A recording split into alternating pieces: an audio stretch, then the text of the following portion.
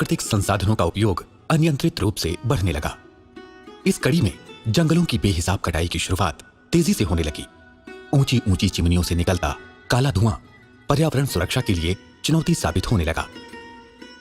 भाई अपने खेत की कटाई के दौरान कुछ श्रम की बचत के लिए हार्वेस्टर से खेत कटवाने के बाद बाकी बायोमास को जला देते हैं। तो मैं ये कहना चाहूंगा बोर्ड की ओर से कि ऐसा ना करें। वो ऐसा करने से वो जाने अनजाने दो पैसे उनकी बचत तो हो जाती है श्रम की, लेकिन जाने अनजाने एक ऐसे समस्या को जन्म दे रहे हैं। नवंबर से लेकर जनवरी के महीने में एनसीआर रीजन माने दिल्ली, गुड़गांव, गाजियाबाद, नोएडा, इसके सर्किल में ये 3 महीने हर साल पिछले 3-4 सालों से स्मोक की समस्या का रूप लेता है।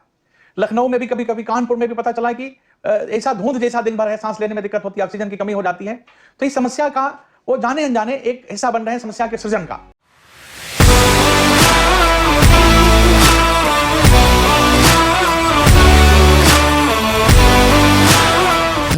ग्रामीण क्षेत्रों में सर्व सुलभ कराना उत्तर प्रदेश जैव ऊर्जा विकास बोर्ड की पहली प्राथमिकता है। इसके अंतर्गत बोर्ड ने ब्रिकेट्स और पैलेट्स जैसे बायो ईंधन के उत्पादन पर भी विशेष जोर दिया है। दरअसल सही जानकारी न होने से ग्रामीण उपलब्ध खरपतवार और लकड़ियों को सीधे जला दिया करते हैं। इस अवस्था में पर्यावरण प्रदूषण तो बढ़ता ही है, अनेक प्रकार की बीमारियों की संभावना भी प्रबल हो जाती है। भाइयों से कहना चाहेंगे कि इस बायोमास का से बायोकोल बनाने की भी स्कीम सरकार की है, जिसमें उनके गांव का ही कोई बच्चा हमारी एमएसएमई स्कीम का बेनिफिट लेके 25 से 35%, 25 लाख तक की योजना में 25 से 35% की छूट, 25% सामान्य को, पुरुष को, और 35% आरक्षित श्रेणी के और महिलाओं को 35% की छूट के साथ आप उद्यम लगा सकते हैं, जिससे हम पिलेट्स बना लेंगे। बायोफिल एग्रोबेस से जो आपका भूसा, सरसों का भूसा और मूंगफली के छिलके का बनता है, ये उसका प्रोडक्ट बना हुआ है और इसमें केवल सरसों का भूसा का इस्तेमाल हुआ है इस प्रोडक्ट में, और बाई मशीन बनाया जाता है। इसमें मॉइस्चर कंटेंट केवल 5 से 7% रहता है और जलने के बाद एस कंटेंट 6 से 9% का है सरसों के भूसे में, और मूंगफली के छिलके में 10% के करीब है। इसकी कैलोरी वैल्यू 3900 से लेकर 4100 तक होती है, और ये एज ए कोयला भट्टों में काम करता है, एज ए कोयला बॉयलर में काम करता है। वैज्ञानिक शोध और तकनीकी विकास के माध्यम से गांवों में मिलने वाले खरपतवार, फसलों के डंठल और लकड़ियों के हानि रहित उपयोग को सुलभ बनाया जा रहा है। इस क्रम में बायोकोल, जिसे ब्रिकेट्स कहते हैं, जैसे आधुनिक ईंधन को प्रोत्साहित किया गया है। इस आधुनिक ईंधन के उपयोग से स्वच्छ पर्यावरण और ऊर्जा आपूर्ति को साधने के साथ बेरोजगारी की समस्या को भी आसानी से हल किया जा सकेगा। बायोकोल यानी ब्रिकेट्स और पैलेट्स निर्माण में आसान होने के साथ उपयोग में भी पूरी तरह से सुरक्षित है। इनका उत्पादन कार्य भी छोटे और बड़े दोनों स्तरों पर किया जा सकता है। जैव ऊर्जा बोर्ड से तो हमें प्रोत्साहन मिल रहा है। जैसा कि भट्टे वालों से मेरी बात हुई, उनका कहना है कि इसको जलाने में हमारी ईंट की फिनिशिंग अच्छी आती है। दूसरा, कोयले के साथ जलता है तो रंग अच्छा आता है। तीसरा, जो नीचे नालियों के नीचे जो कोयला बच जाता था, इसके कारण पूरा कोयला खत्म हो जाता है। चौथा, वहाँ पे जो उनका प्रोसेस है नाली सिस्टम का, वह 10 जैसे कोयले से फूकती थी, इसको साथ में चलाने से 12 से 13 नाली फूकती है उतने ही टाइम में। तो प्रोसेस बहुत फास्ट हो जाता है उनका इसको जलाने के साथ साथ, और उससे आधी रेट में ये माल बिक रहा है। ये देखिए, ये तमाम तरीके के कचरा, ये लकड़ी की झाड़ जो सड़कों के किनारे सफाई के दौरान, नहरों के किनारे सफाई के दौरान होता है, उसे देखिए बना हुआ है। इसकी कैलोरीफिक वैल्यू करीब 4050 किलो कैलोरी है। ये बिल्कुल कोयले की तरह जलता है। इसी तरीके ये इसका इस्तेमाल जैसे गांव में छोटी छोटी भट्टियां होती हैं, तो इसका जो एक चीज और हम लोग करने जा रहे हैं, जिसमें अभी हम क्या कहते हैं, इसमें खास प्रकार का एक कुक स्टोव डेवलप कर रहे हैं। डेवलप है, उसको हम अपने यहाँ बनवाने जा रहे हैं उद्यमिता मोड में। टेक्नोलॉजी हम लोगों ने आईआईटी दिल्ली से लिया है, अभी लिखापढ़ी चल रही है उसकी। तो उसमें गांव का एक बेरोजगार बच्चा 4 से 5 लाख रुपए में इसकी यूनिट लगा लेगा। गांव भर का बायोमास, जैसे 2 गांव का बायोमास इकट्ठा कर लिया, 5 लाख की यूनिट लगी, और कम से कम 10 लोगों को रोजगार देगा। और वो 5 लाख रुपए जो लगाया, जिसमें 25% से लेकर 35% सरकार से छूट मिल गई, वो उसका सारा पैसा 3 से 4 साल में लौट आएगा। इसका इस्तेमाल जैसे गांव में खोमचे वाले, ठेले वाले या चाय की दुकान वाले जो कोयला जलाते हैं, वो करते हैं। इसमें एक तो लकड़ी पे बैन हो जाए, जो भट्टे वाले जला रहे हैं, निरंतर जला रहे हैं और अच्छी मात्रा में जला रहे हैं, उससे इसका काफी हद तक एक तो पर्यावरण में सुधार आ जाएगा अगर पेड़ नहीं कटेंगे। सेकेंडली, ये जलेगा तो लकड़ी बचेगी। बायो ईंधन के बेहतर माध्यम में शामिल ब्रिकेट्स आज तेजी से प्रचलन में आने लगे हैं। ब्रिकेट्स को कृषि अपशिष्टों और लकड़ी के कतरनों के इस्तेमाल से बनाया जाता है। ब्रिकेट्स बनाने के लिए कृषि अपशिष्टों और लकड़ी के बुरादे का उपयोग अलग अलग प्रकार से किया जाता है। इन्हें बनाने के लिए पहले कच्चे माल को अच्छे प्रकार से ग्राइंडिंग मशीन में ग्राइंड कर लिया जाता है। अब इस क्रश्ड मटेरियल को एक विशेष प्रकार की मशीन में हाई प्रेशर पर इस तरह से दबाया जाता है कि क्रश्ड मटेरियल ब्रिकेट्स के रूप में बदल जाते हैं। ब्रिकेट्स के बन जाने के बाद इन्हें इस्तेमाल के लिए स्टोर कर लिया जाता है, जबकि व्यावसायिक उपयोग के लिए इन ब्रिकेट्स को वजन के अनुसार पैकेट बनाकर बिक्री हेतु तैयार कर लिया जाता है। बायो ईंधन के उत्पादन को ग्रामीण स्तर पर व्यापक रूप से निर्धारित करने के लिए उत्तर प्रदेश राज्य जैव ऊर्जा विकास बोर्ड ने बायोमास की उपलब्धता को भी पूरी तरह से दृष्टि में रखा है। गांवों में बायोमास की उपलब्धता के लिए बोर्ड द्वारा निर्धारित योजना के अंतर्गत हाथी घास, ढैंचा, बीमा बैम्बू और मीठी ज्वार आदि बायोमास की खेती को भी सुनिश्चित किया है। इनकी खेती से बायो ईंधन की उपलब्धता के साथ किसानों को कई अन्य लाभ भी अर्जित हो सकेंगे। हमारे पास ढेर सारी बेकार जमीन ऐसी है, अब मैं बताना चाहूंगा कि हमारा करीब 40% हिस्सा जिसपे हम कोई खेती नहीं करते हैं, उस पे ऐसे बंजर पड़ा हुआ है, अनुपयोगी पड़ा हुआ, उसमें जल प्लावित एरिया, अवसर है, परती है, बंजर है, रिवाइंस है, उस पे कोई खेती नहीं होती है। तो हम ऐसे एरिया में बायोमास कल्टीवेशन का भी कार्यक्रम करते हैं।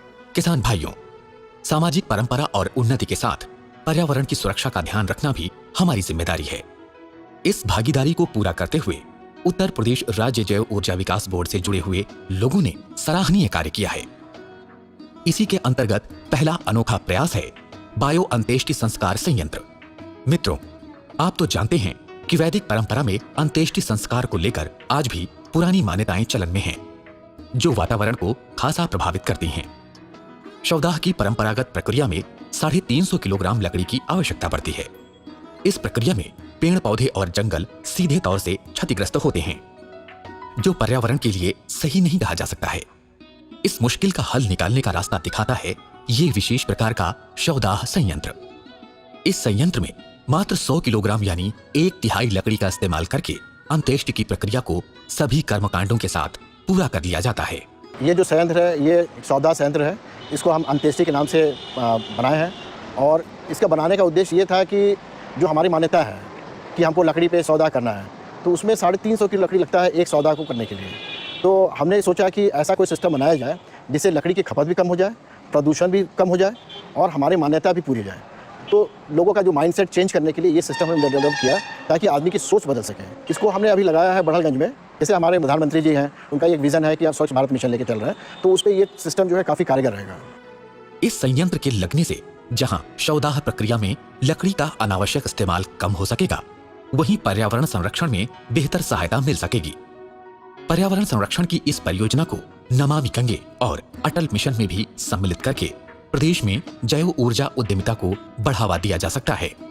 किसान भाइयों, प्राकृतिक संसाधनों और जैव अपशिष्टों के महत्व के प्रति संवेदनशील होने के साथ ही साथ जन भागीदारी का होना भी सबसे महत्वपूर्ण है, क्योंकि इसी के माध्यम से ही जैव ऊर्जा आधारित स्वच्छ पर्यावरण और स्वच्छ भारत के सपने को साकार किया जा सकता है। बायोगैस का जो फिलॉसफी है, जो सोच है, जो तौर तरीका है, उसमें गांव का सर्वांगीण विकास निहित है। क्योंकि एक तो गांव की सफाई और दूसरा कूड़ा कचरा और जो भी गंदगी है, जो भी बायोमास है, उसका जो बाई प्रोडक्ट होगा वो भी किसानों के आर्थिक उन्नति में योगदान देगा। साथ ही साथ पूरे गांव में एक नई जागरूकता और लहर आएगी। इसी उद्देश्य से बायो एनर्जी बोर्ड अपना काम कर रहा है। सरकार का जो संकल्प है उसको पूरा करने में हमारा बोर्ड, पूरा योजना विभाग इसके लिए कृत संकल्प है। बोर्ड ने अपने कार्यकलापों में अधिकांश उन इलाकों में फोकस किया है जहां पर दैनिक चर्या में जो भी वेस्ट प्रोडक्ट, कूड़ा करकट, मल या अन्य प्रकार के ऑर्गेनिक वेस्ट जहां सृजित होते हैं, उनका इस्तेमाल कर सकें, ताकि लोगों में ये संदेश जाए कि कूड़ा और बेकार चीज़ें जो मानी जाती हैं वो वास्तव में बेकार नहीं है बल्कि जनउपयोगी हैं। इसी कड़ी में जो विशेष काम इस जैव ऊर्जा बोर्ड ने गत 2 वर्षों में किए हैं, उसमें लोगों में जागरूकता फैलाकर बायोडीजल को बढ़ावा देना, बची हुई वेस्ट से बायोगैस बनाना, गोबर से बायोगैस बनाना, इस तरह के कार्यक्रम बहुत सारे जनपदों में किए गए हैं।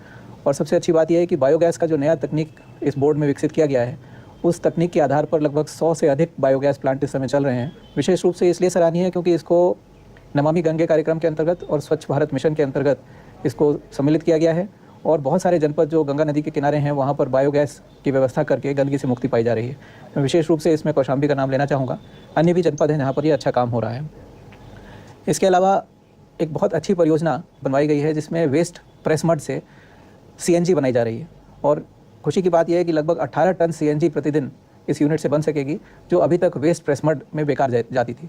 और जो बची हुई CNG बनाने के बाद जो प्रेस मड बचेगी उसको किसान उपयोगी खाद के रूप में इस्तेमाल कर सकेंगे। ऐसी तकनीक इसमें इस्तेमाल करी गई है। शायद उत्तर प्रदेश ऐसा पहला प्रदेश है जहाँ पर green climate fund, United Nations ने जो ग्रीन क्लाइमेट फंड बनाया है उसके तहत प्रस्ताव भारतवर्ष में उत्तर प्रदेश में सबसे पहली बार भेजा गया है। और ये इसलिए संभव हो सका क्योंकि जो काम अभी तक किए गए हैं उसमें जन सहयोग लेकर, लोगों को जोड़कर, उनके मन में ये समझाकर कि ये कार्यक्रम उपयोगी हैं, उनका आंदोलन एक प्रकार से सृजित किया गया।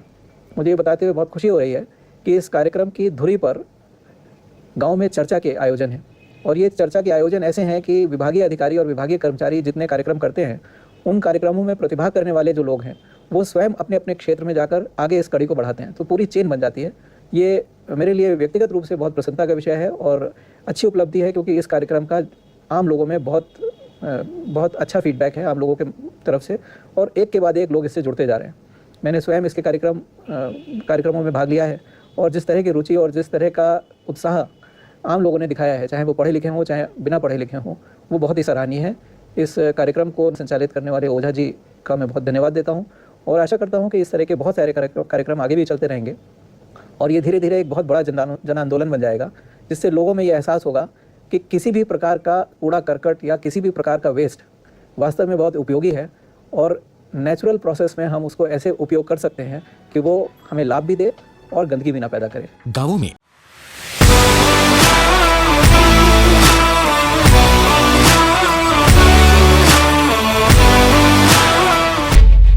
लकड़ी की जगह यदि गाय के गोबर की लकड़ी हो तो इससे अच्छा कुछ नहीं हो सकता। मेरा तो ये मानना है कि जहाँ पे भी फ्यूल का कंजप्शन हो रहा है, जहाँ लकड़ी के रूप में फ्यूल का कंजप्शन हो रहा है, वहाँ पे आप गोकास्ट का उपयोग प्रारंभ हो गया है।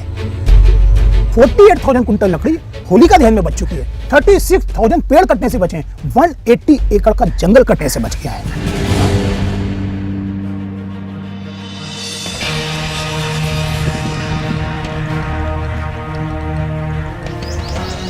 पेशे से साइंटिस्ट डॉक्टर योगेंद्र कुमार सक्सेना ने गोबर से लकड़ी बनाने और उसको जलाने के लिए शमशान घाटों तक पहुंचाने को अपनी जिंदगी का मिशन बना लिया है। गोबर की लकड़ी को गोकास्ट कहते हैं, और योगेंद्र सक्सेना जिस तरह से गोकास्ट के इस्तेमाल के प्रचार प्रसार में लगे हैं, उन्हें आप गोकास्ट मैन ऑफ इंडिया कह सकते हैं। ये गाय के गोबर की लकड़ी है। गाय का गोबर को कलेक्ट किया, जब वो गोबर गिरता है तो पड़ा रहता है, थोड़ा सा ड्राई हो जाता है, उस गोबर को हम कलेक्ट करते हैं, एक जगह ले जाते हैं मशीन के पास में, है ना। उसको थोड़ा सा हम मतलब थोड़ा पानी मिला के उसको ऐसा बना लेते हैं कि ये मशीन के अंदर डाल सके। फिर उसको क्या है, मशीन को ऑन कर दिया जाता है, गोबर को उस मशीन में डाल देते हैं, अंदर एक स्क्रू ड्राइवर सा लगा रहता है।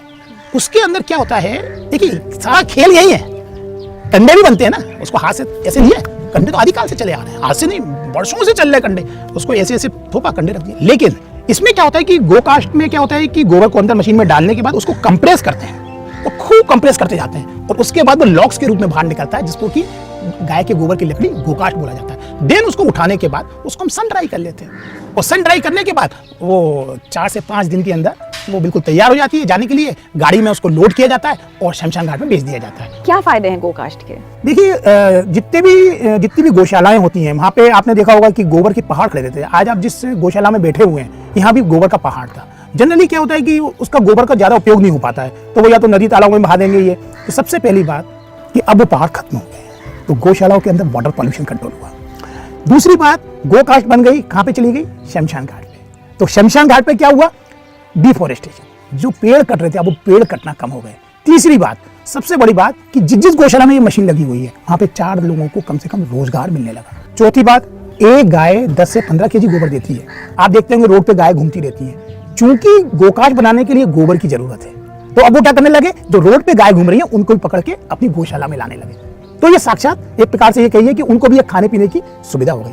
और देखिए, आपको मैं एक छोटा सा डाटा बताऊं, जो ये भोपाल का गोकास्ट मॉडल है, अभी तक पिछले 3 साल में 96,000 कुंटल लकड़ी अंतिम संस्कार में बच चुकी है, 48,000 कुंटल लकड़ी होलिका दहन में बच चुकी है, 36,000 पेड़ कटने से बचे हैं, 180 एकड़ का जंगल कटने से बच गया है। पांचवी बात यह है कि हमने एक एक्सपेरिमेंट किया है, एयर पॉल्यूशन।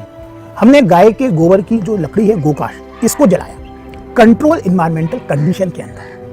हमने लकड़ी को जलाया कंट्रोल इन्वायरमेंटल कंडीशन के अंदर। दोनों के अंदर डिफरेंट टाइप के air pollutant, PM, sulphur dioxide, nitrogen dioxide, carbon monoxide, अलग अलग पोल्यूटेंट्स हमने चेक करे। तो मैं आपको बताऊं, ये पूरी की पूरी एक रिपोर्ट है, इसमें ऐसा नहीं है, ये डॉक्यूमेंटल प्रूफ है। तो आप ये देख सकते हैं कि जो पीएम की वैल्यू है वो 43.90 गोकास्ट से कम हो गया। कितनी बड़ी बात है, मतलब एयर पोल्यूशन कितना कम हुआ। आप आ जाइए SO2 55.18% कम हो गया। सल्फर डाइऑक्साइड नॉक्स पे आ जाइए, 14.96% कम हो गया गोकास्ट में उसको जलाने पे। कार्बन मोनोऑक्साइड 24.80% कम हो गया। अब आपके मन में आ रहा हो ये क्यों कम हुआ? वो उसका रीजन ये है कि सबसे बड़ी बात कि हमने इसमें अप्रॉक्सीमेट और प्रॉक्सीमेट एनालिसिस भी करी। तो ये आप ये देखिए कि जिसमें मॉइस्चर कंटेंट है गोकास्ट के अंदर 8.29 ग्राम पर 100 ग्राम में है, और वो जो लकड़ी के अंदर है वो 22.74 ग्राम है। तो मॉइस्चर कंटेंट लकड़ी के अंदर ज्यादा होने से उसमें कंप्लीट कंबशन ऑफ फ्यूल नहीं होता है, इसलिए CO का परसेंटेज बढ़ रहा है। अब बात आ जाता है कि कार्बन एमिशन, बहुत सारे लोग बोलते हैं कार्बन एमिशन, तो मैं आपको बताऊं कि फिक्स कार्बन जो है वो 8.69 ग्राम है गोकास्ट के अंदर, और लकड़ी के अंदर 12.93 ग्राम पर 100 ग्राम है। और दूसरी बात अल्टीमेट एनालिसिस के अंदर जो कार्बन है वो 25.63 है गोकास्ट के अंदर, लेकिन लकड़ी के अंदर 35.25 ग्राम है। अगर हम ओवरऑल अगर एनवायरनमेंट की बात करें तो गोकास्ट से जो एयर पोल्यूशन है वो 35% रिड्यूस हो गया है।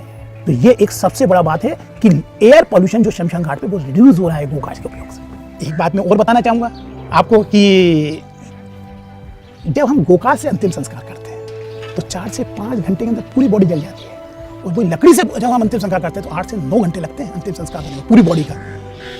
जब हम लकड़ी से अंतिम संस्कार करते हैं तो कभी या तो सर से आग लगेगी या बीच में से आग लगेगी या पैरों से लगेगी, लेकिन जब गोकास्ट से अंतिम संस्कार करते हैं, चूंकि गोकास्ट के अंदर एक होल होता है, जो गोकास्ट में होल है तो प्रॉपर एरेशन होता है, तो पूरी बॉडी में एक साथ आग लगती है, तो पूरी चिता एक साथ जलती है और पूरी बॉडी ऐसे बच जाएगी। आप एक एक फूल को बीन लीजिए। जहां 4 से 5 कुंटल लकड़ी से अंतिम संस्कार होता है, जब से ये गोकास्ट से अंतिम संस्कार चालू हुआ है आपको मतलब 2.5 से 3 कुंटल लकड़ी में ही होता है।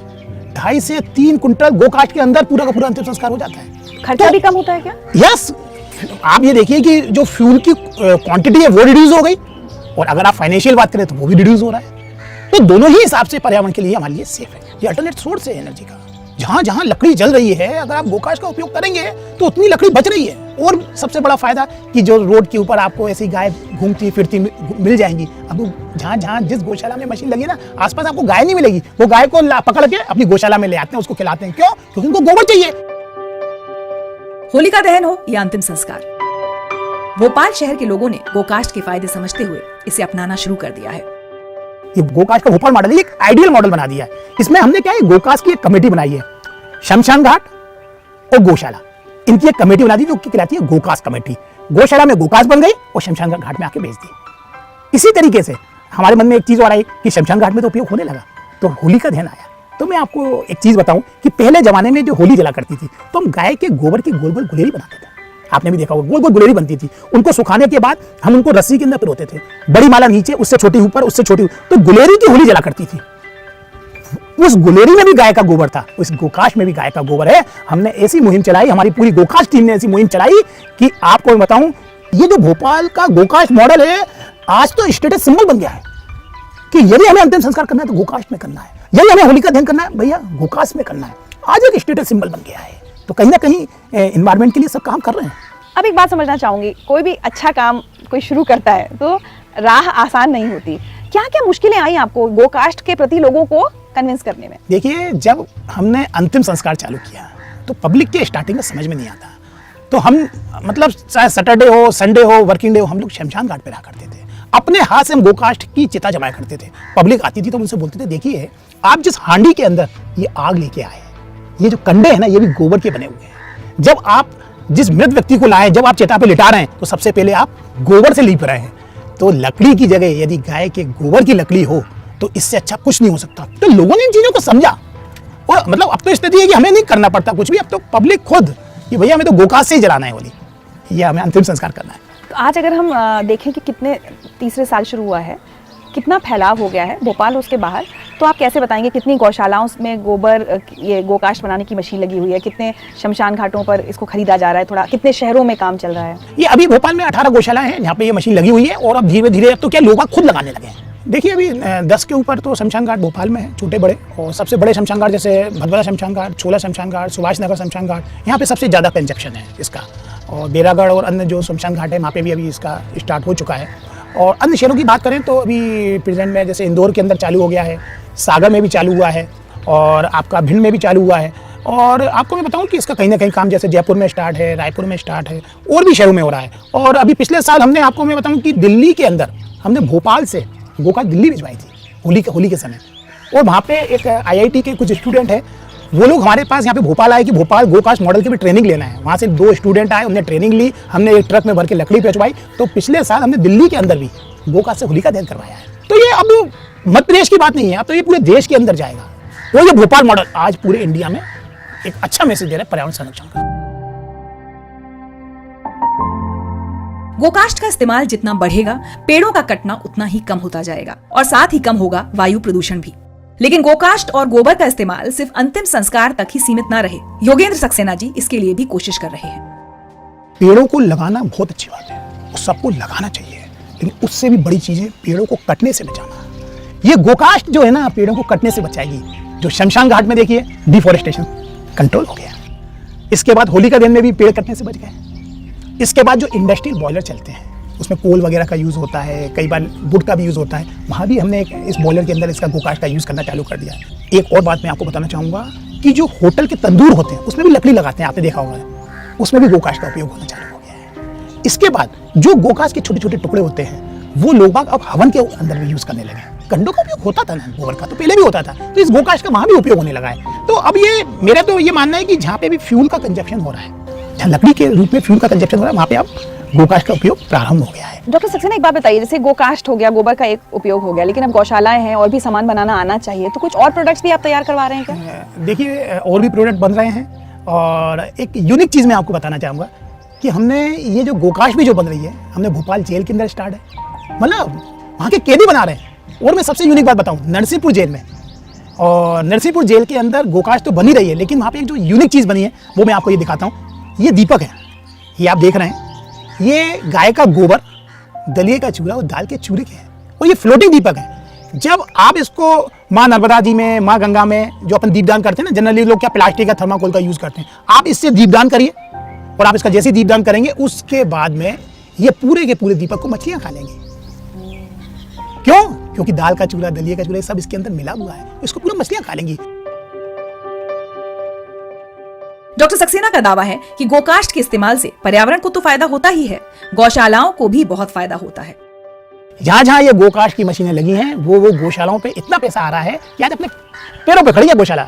अगर आप एक हमें आइडिया दे पाएं कि इस गौशाला का गोकास्ट के बिजनेस से पहले क्या हालत थी और आज क्या है, बिफोर एंड आफ्टर दिस। देखिए, मैं ये मानता हूँ कि पहले ये गौशाला सिर्फ सरकार के सहयोग से चलती थी, और ये जब से ये गोकास्ट बन रही है, गौशाला अपने पैरों पे खड़ी है।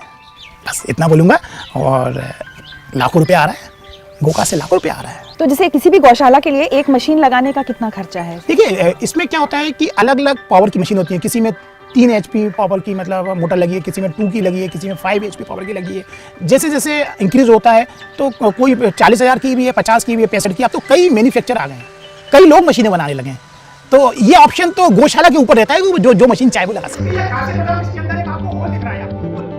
डॉक्टर सक्सेना CPCB में साइंटिस्ट हैं और उनकी कोशिशों का नतीजा है कि गौशालाओं के लिए तैयार की गई गाइडलाइंस में अब गोकास्ट बनाने को भी शामिल किया गया है। अभी एक नेशनल लेवल की गौशाला की गाइडलाइंस बनी है। नेशनल लेवल की गाइडलाइंस बनी है गौशालाओं में गोबर का मैनेजमेंट कैसे किया जाए। तो उसमें 3 तरीके बताए गए हैं कि आप कंपोस्ट बनाइए, आप बायो CNG मीथेन बनाइए, एनारोबिक ट्रीटमेंट से मीथेन बनाइए, उससे आप बायो CNG बनाइए। और मैं आपको बताना चाहूँगा कि मेरे प्रयास से गोकास्ट को भी अब उसके अंदर जोड़ दिया गया है। अब ये नेशनल लेवल की गाइडलाइंस में आ गया है, अब पूरे इंडिया को इसको करना है। अब ये गाइडलाइंस क्या इंडिया के लिए, ये एक जगह के लिए नहीं, पूरे देश भर में जितनी गौशाला है वो गोकास्ट बना सकती हैं। अब आप और क्या क्या प्लान कर रहे हैं अपने इस काम को लेकर, क्या प्लानिंग है आपकी? देखिए, मेरी मेन प्लानिंग यही है कि इसको देश भर में फैलाना है। अब ये मध्य प्रदेश तक सीमित नहीं रहेगा, और जैसे अभी जयपुर में भी चल रहा है, रायपुर में चल रहा है, हम इसको देश के अलग अलग, यूपी में मैं इसको थोड़ा सा और अच्छा करना चाहता हूँ। अभी मैंने बनारस में एक शमशान घाट है, मेरा मेन टारगेट अब बनारस है। मणिकर्णिका घाट। यस, मणिकर्णिका घाट, जहाँ पे कि कभी चिता बुझती नहीं है, आग बुझती नहीं है। मेरा अगला टारगेट बनारस है।